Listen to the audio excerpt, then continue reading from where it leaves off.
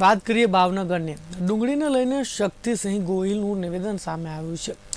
ડુંગળીના ઘટી ગયેલા ભાવને લઈને નિવેદન આપ્યું। ડુંગળીના ભાવ 100 રૂપિયાથી 300 સુધીના ખૂબ જ ઓછા જોવા મળી રહ્યા છે। તેમણે કહ્યું સરકાર દ્વારા ડુંગળીની નિકાસબંધીને હટાવવી જોઈએ। ડુંગળીના ઘટી ગયેલા ભાવને લઈને ખેડૂતોએ મને રજૂઆત કરી હતી। પીએમ અને સીએમને પત્ર પાઠવી રજૂઆત કરી છે। રજૂઆત કરવા છતાં કોઈ પગલાં લેવામાં નથી આવ્યા। એક બાળકને ઉછેરી રીતે પોતાનો પાક ઉછેરીને જ્યારે ખેત પેદાશ પેદા કરતો હોય ત્યારે એ ખેત પેદાશને માર્કેટમાં આવે ત્યારે યોગ્ય અને પોષણક્ષમ ભાવ મળવા જોઈએ, કારણ કે એના પાસે સંગ્રહ કરવાની કોઈ ક્ષમતા હોતી જ નથી।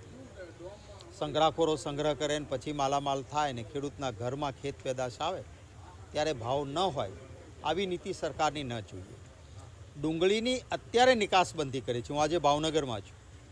અનેક ખેડૂતો માર્કેટિંગ યાર્ડના આગેવાનો મને આજે મળવા આવ્યા હતા।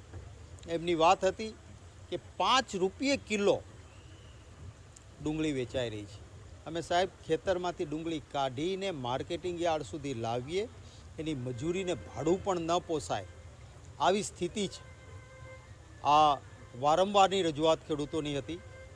મેં પાર્લામેન્ટના સેશન દરમિયાન વડાપ્રધાનશ્રીને, જેઓ પણ આપણા ગુજરાતના છે, આપણા મુખ્યમંત્રી પ્રધાન